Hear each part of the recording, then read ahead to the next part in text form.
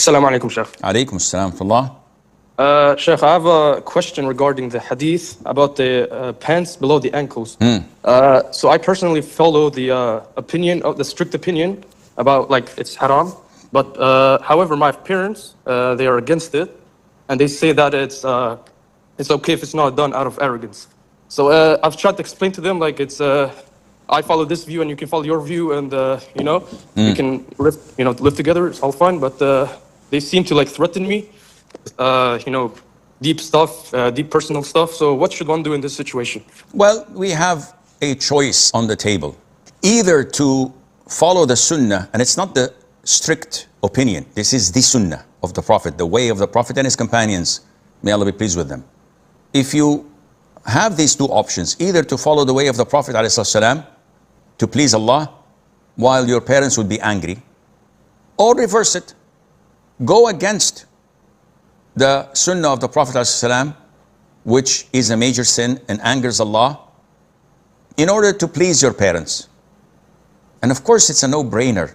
I have to obey Allah Azza wa Jal and follow the Sunnah and save myself from hellfire, whether they understand or not. But it's logical not to confront your parents head on, and rather deal with them with diplomacy and say to them, yes, inshallah, maybe you are right, I will try my level best, and ignore it and dodge their requests.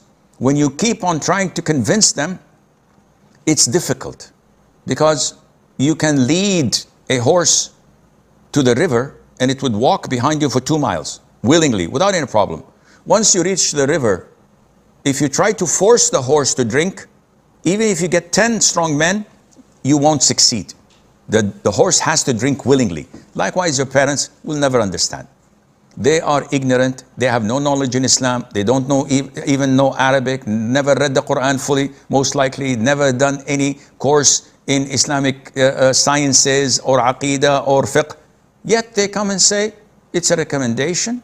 It is an issue of dispute. What do you know? Zilch, nothing.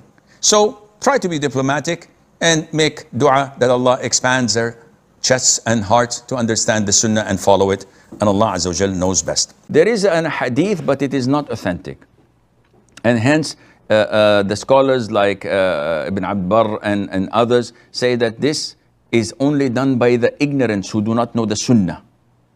So wiping the face after the dua is not from the Sunnah, and it's only done by those ignorant who do not know the authentic Sunnah.